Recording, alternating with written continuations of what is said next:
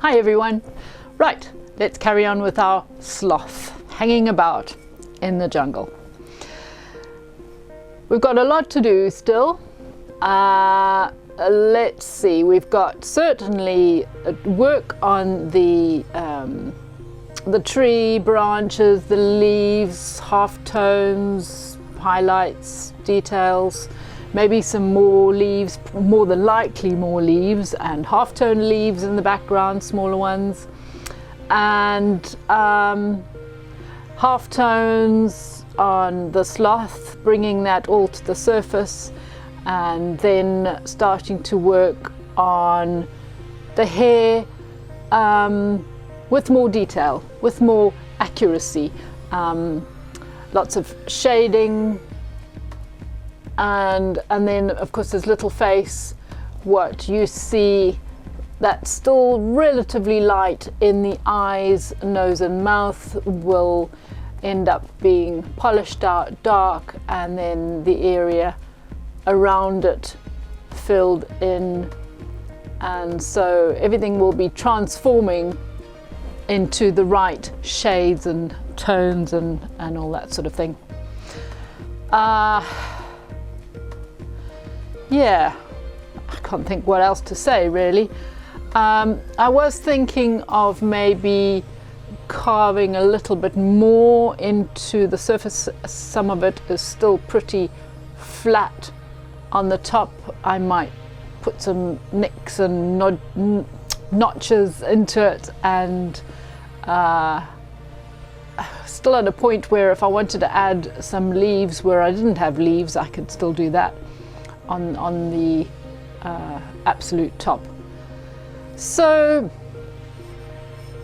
yeah, good fun, and I look forward to seeing the finished product, quite frankly. It's been hanging around for too long.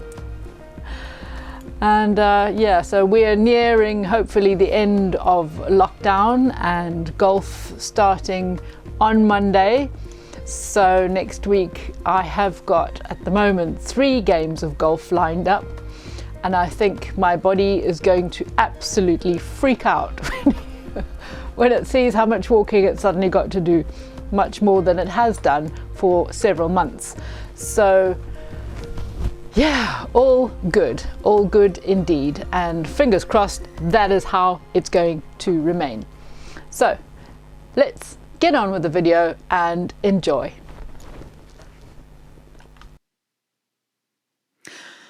Right, as usual, I have got a little white Arkansas in the drill.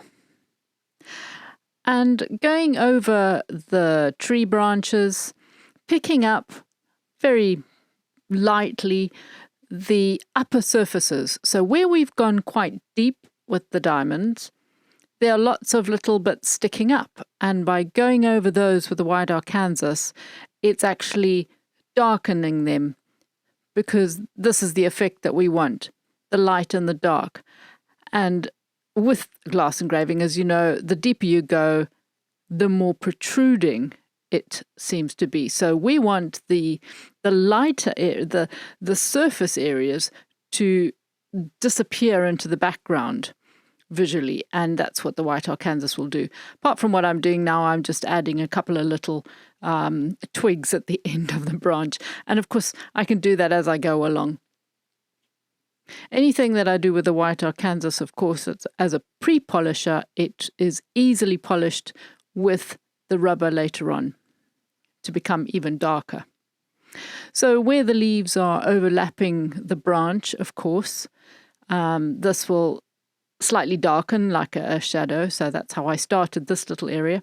And then again, just picking up little bits here and there and adding some details randomly. You do think about it, but you don't take too long thinking about it. It's just branches. They can be anywhere, as long as you stick to the rule of thicker going to thin at the end. Just running along, as I say, very lightly. You don't need to be pressing hard at all. It just very easily picks up the protruding surfaces. I've got this speeded up to 150% of normal speed.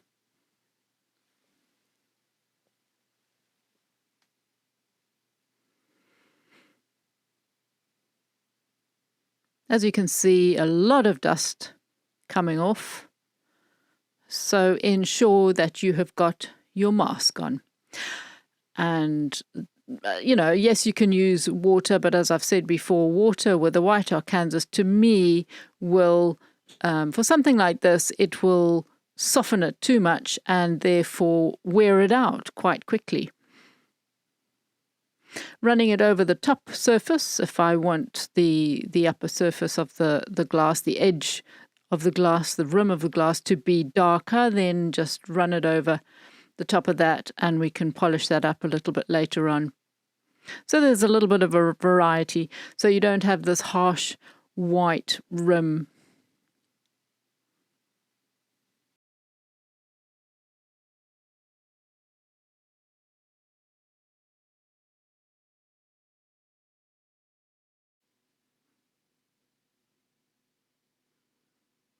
So now I have the soft grey rubber.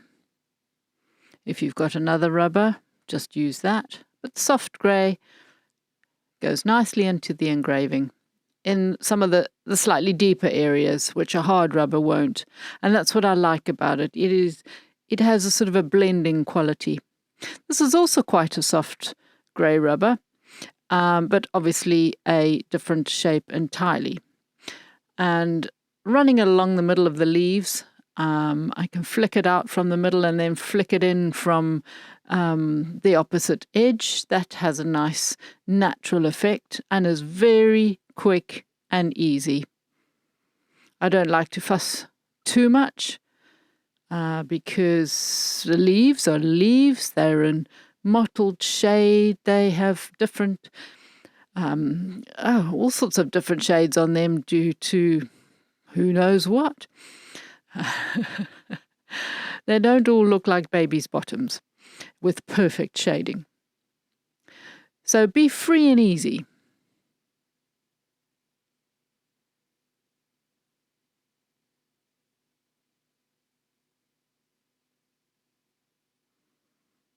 Line down the middle, pull it out slightly, and then pull it in from the other side. You can do this, of course, with, you can get your line down the middle with the little pencil rubber. That's not a problem. You can do it with a white Arkansas, sort of sharpened initially. That, there's so many ways you can do it.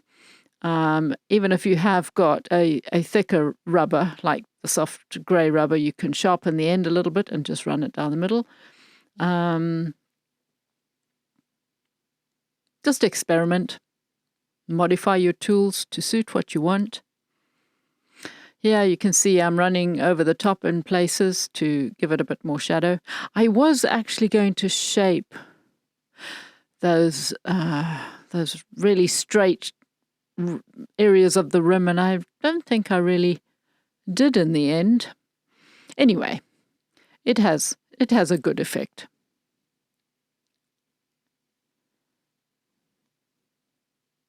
This is a nice rubber, I must admit. A lot of what you see coming off is actually rubber, so you can tell it wears down quite quickly.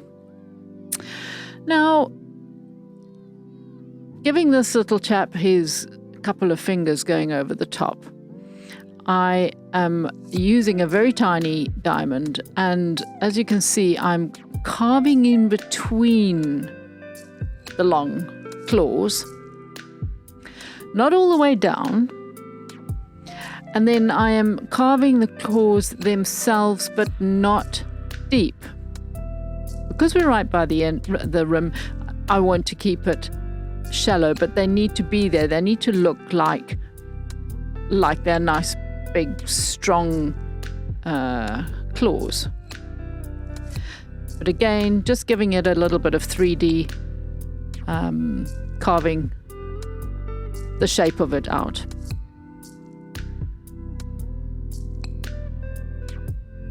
I don't want to have it too spindly because, well, you can. I mean, I just don't want the rim to be too delicate. So a couple of little nicks in it really show up the shape of the claws coming over the top.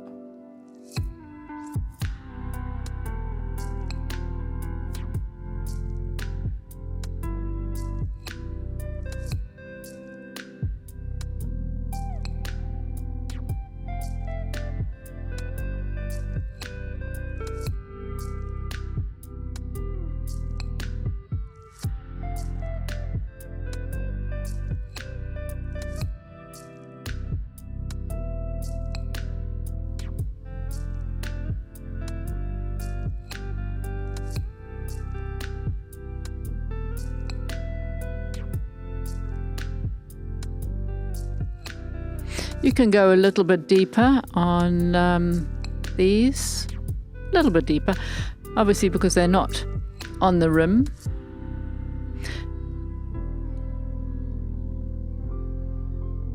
And I have picked up a little bit of water with my finger, so that's a bit wet there.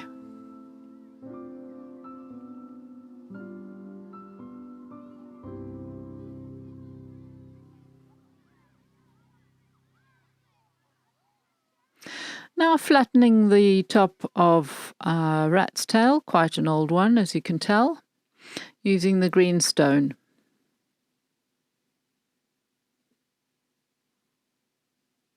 You can feel with your fingers. I'm always feeling the tips of the burrs with my finger because you can tell straight away how sharp it is.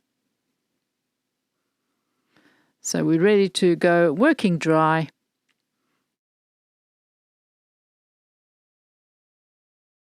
Working dry and just adding some little veins into the leaves, keeping them very simple and going with the same directional flow as the movement of the burr that you used in the first place. So just try to do that rather than making veins that are at a different angle to the movement.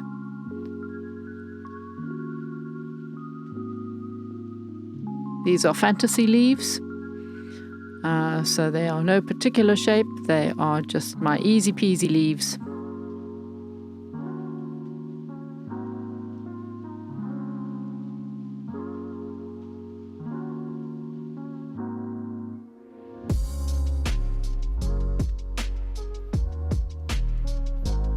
I'm just doing a little leaf that is bending over slightly.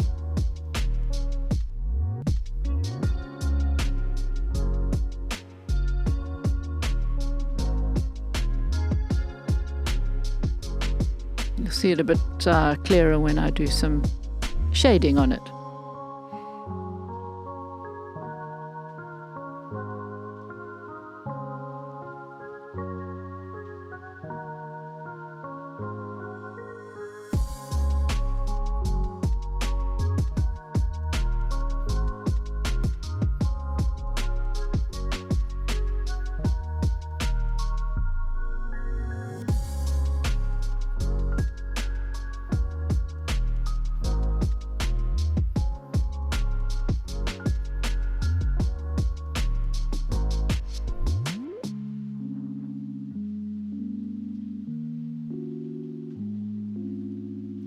Little brown pencil rubber.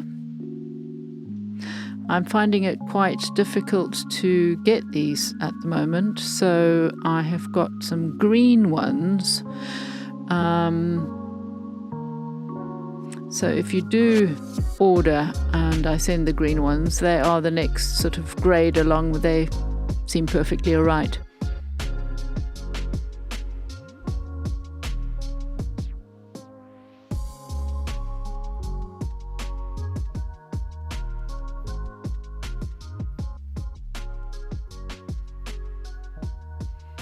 Carrying on with the veins.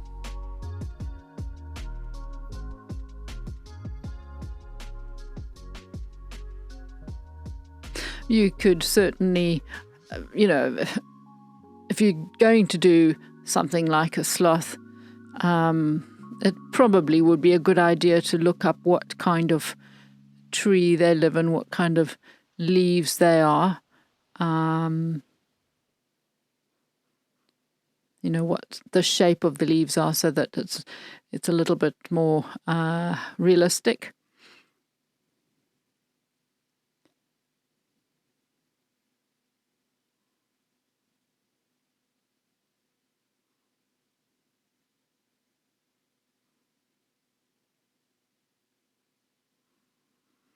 I'm being a little bit lazy and not turning the glass. You can angle the glass to a way it's more comfortable for the direction of that action.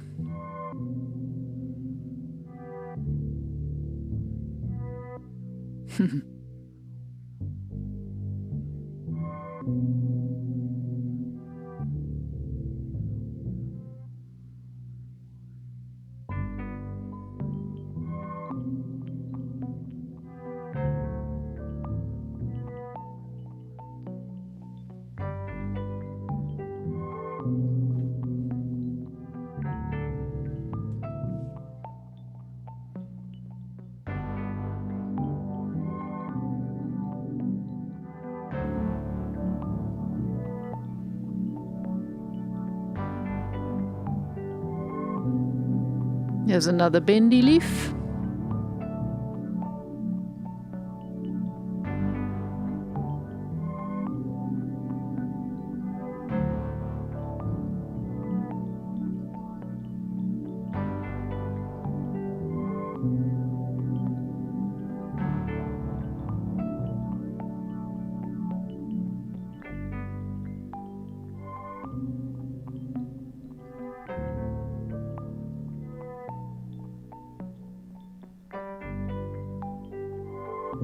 You can see the difference it makes when you have sharpened the little rat's tail. I mean, this rat's tail is really old. But to get down to the nice fresh diamonds like that, it is fantastic. Right, little brown pencil rubber again, and just picking up some shadows between those claws.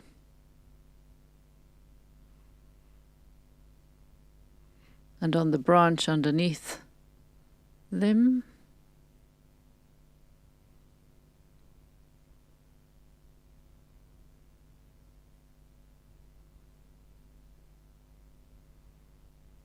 You can see how I automatically steady the drill with my other finger. I don't even know I'm doing it until I see it on the video. It's quite funny. Sometimes I do know I'm doing it because I accidentally touch the spinning burr and suddenly there's a burning sensation on my finger. so don't do that.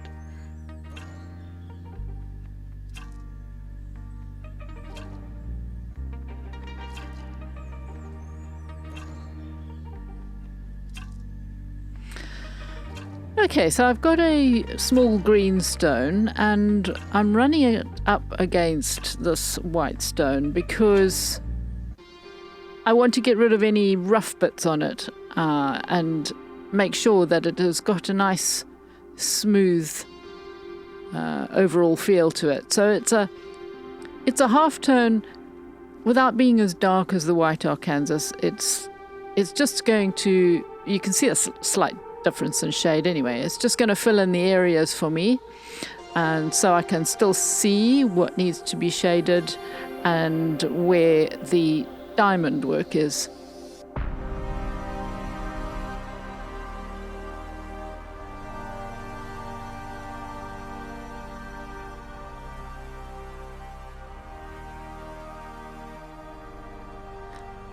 I have decided that it was not dark enough, and so I'm going to try this one.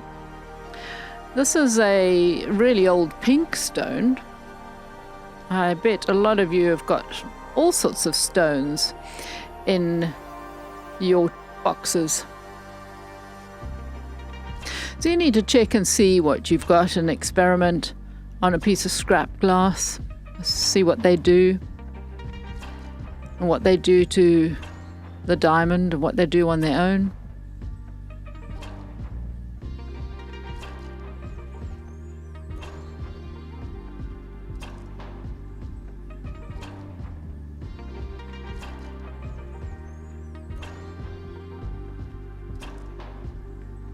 It's silly really, I hardly ever use this pink one.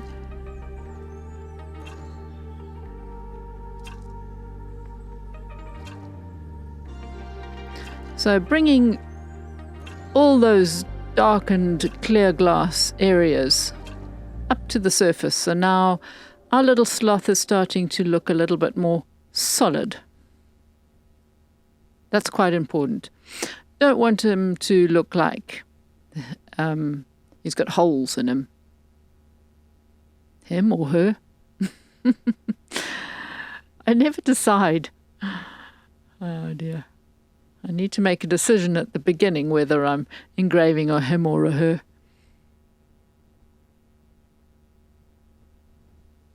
So again, we are still just preparing the canvas. And this is going to be the background movement and texture. We have a lot of work to do on this little chap. Little brown rubber and starting to darken those white Arkansas areas that we did right in the beginning.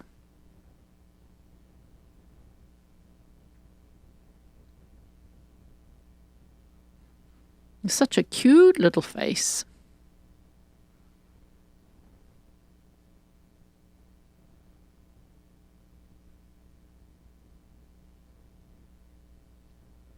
Now I've got a white Arkansas which is relatively flat on the top. No, I want to make it flatter, so I'm holding the very old white stone. Use the back of diamonds, use the old stones in the drills. You can use whatever you like to, something that's just going to flatten the top of this so that it has a sharp edge. Then, using it dry onto the engraving, you can see it makes its own little half-tone hairs that actually go into the glass quite well. So it's texture, it's slightly darker, and it starts to really look like hair.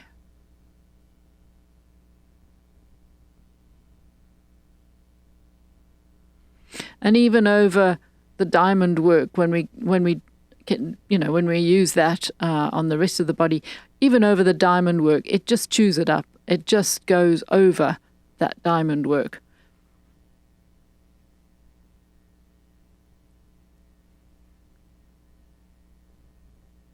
So I'm referring to a little picture just to make sure that I get the correct direction of the hair and everything.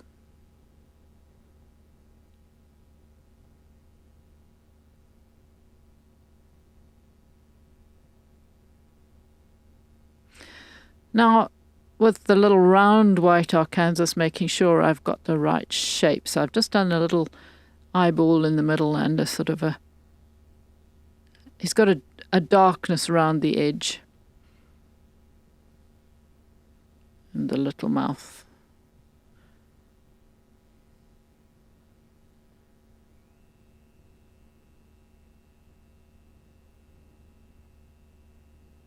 Little brown rubber. Very simply darkening that whole area again. And you can see the little shine because we've made a little dent in the middle, the little eyeball, without going too deep, but it's enough to have a little shine in it when the light shines on it so that it looks alive. But we are going to add a sparkle anyway.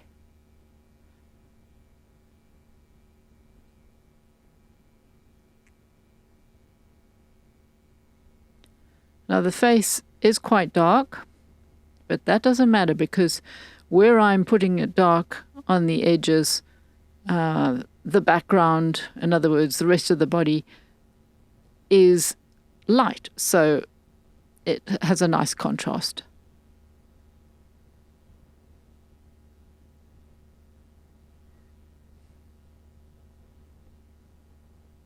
So cute. Soft brown rubber. Oh, it's not a brown rubber at all, it's a grey rubber.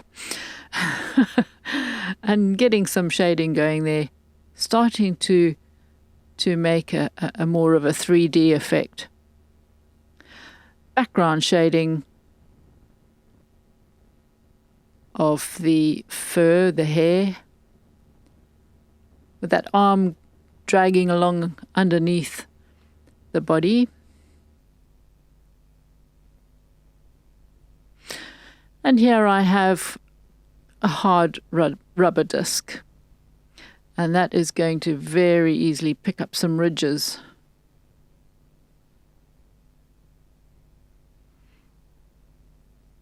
There's an interesting shape to the hair on the arms. It sort of splits in the middle. And the one side goes the one way and the other side goes the other way, almost like a feather.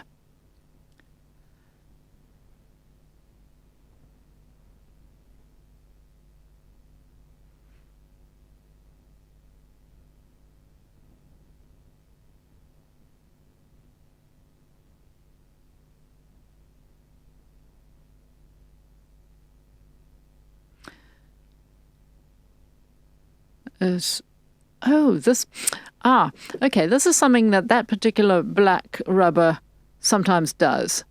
It is dark, but sometimes it leaves a sort of a hue. So this rubber that I'm using now is a very, very smooth rubber, and it just takes away that hue that the hard rubber has left behind.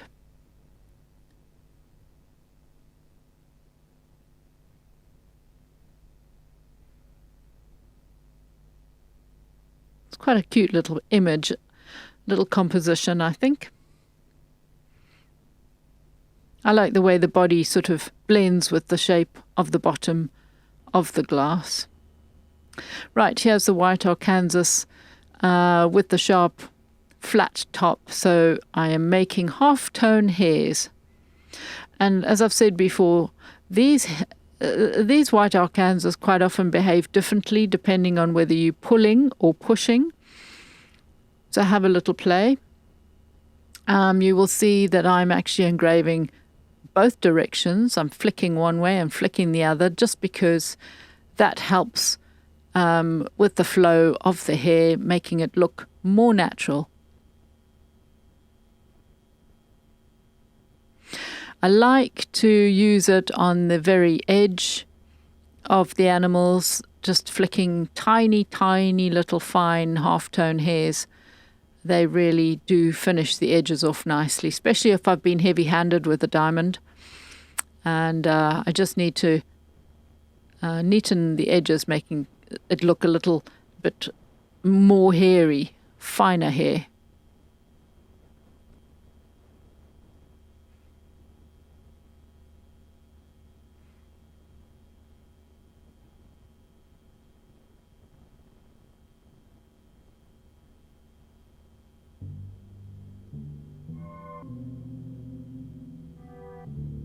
You do need to do this over the entire body, sort of randomly,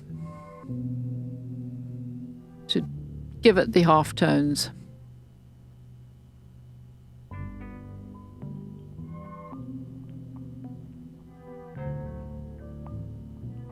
Because after this, I think will be in the next video, then we tackle all the hair with diamonds, lots of highlights, and I have some very interesting leaves.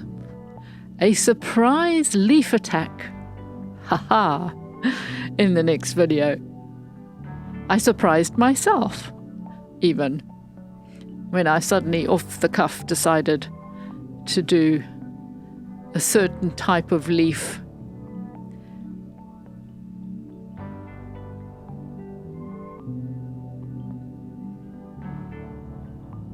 And it was funny because I made the decision just like that, and I thought, oh my gosh, is it going to work? But I just flew straight into it because decision was made in my head, and that was that. Just go like a bull in a china shop. And it worked out fine.